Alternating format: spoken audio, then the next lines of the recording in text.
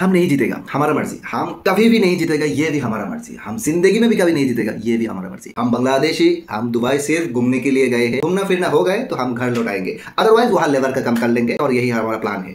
हम नहीं जीतेगा। अला मादार আচ্ছা কিতা মানে কিতা কইতাম আসলে বুঝছো নি বাংলাদেশ টিমরে আমি কিতা কইতাম তোকে পাইরাম। তোমরা এক কাম করো, তোমরা বুঝছো নি দুবাই থাকি যাও, তোমরা দুবাই থাকি যাও, ওখানে লেবারগিরি করো। তোমরা লেবারগিরি করো, তোমরা জাস্ট লেবারগিরি করার যোগ্য, আর কোনো কিছুর যোগ্য নাই। ওখানে লেবারগিরি করো, কমসে কম দেশে তো রেমিডেন্স চাইবো। আর নাই তোমরা যদি প্রফেশনাল প্লেয়ার হইতে হয় তাহলে তোমরা ওলা খেলায় না, কোনো প্ল্যানিং নাই, কোনো কিচ্ছু নাই, যেমনি ইচ্ছা হেমনি। মানে তোমরা কোনো সমস্যা আছে না, বুঝলাম না সমস্যা কোন জায়গায়। 17 কোটি মানুষ যে আমরা তোমরা ভাই চাই থাকি, তোমরা মায়া দয়া হয় না নিবে এই হালার করো ভাই।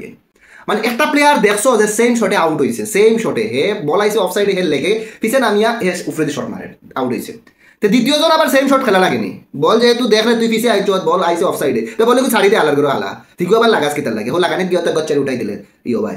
সমস্যা তোমরা না, দোষ যা আছে অপরাধ হলো আমরা, অপরাধ আমরা করছি। আমরা অপরাধ এটা করছি যে তোমরার উপরে ভরসা করি, তোমরার উপর আশা করি, তোমরা আশা করিয়া বারবার তোমরা আমরা আশা ভাঙবো, এরপরেও তোমরা খেলা দেখাত বই।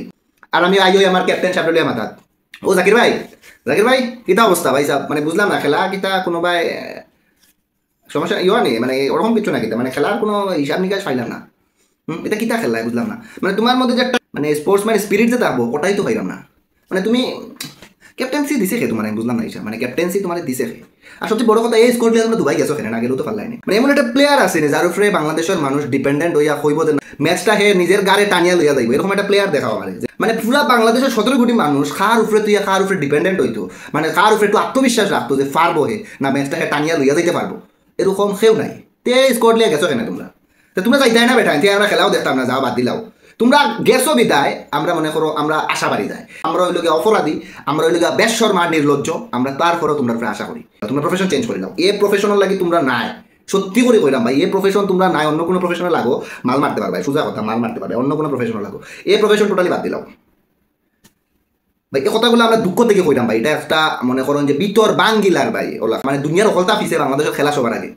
এরপরে তোমরা দিলাইলে গাইড নিয়ে আমরা অত যে প্রায়োরিটি দিলাম তোমরা রে, অতটা যে প্রায়োরিটি দেই হল তার উপরে, মানে তোমরা করোটা কিতা, মানে আমি বুঝলাম না রে ভাই। আর লিটন ভাই আপনারা কিচ্ছু কইতাম না, একটা এক্সপিরিয়েন্স প্লেয়ার আপনি, আপনার কিতা হয়েছে আল্লাহ জানে, কিতা হয়েছে আপনার আল্লাহ জানে, আর কিছু কইলাম না আপনারে।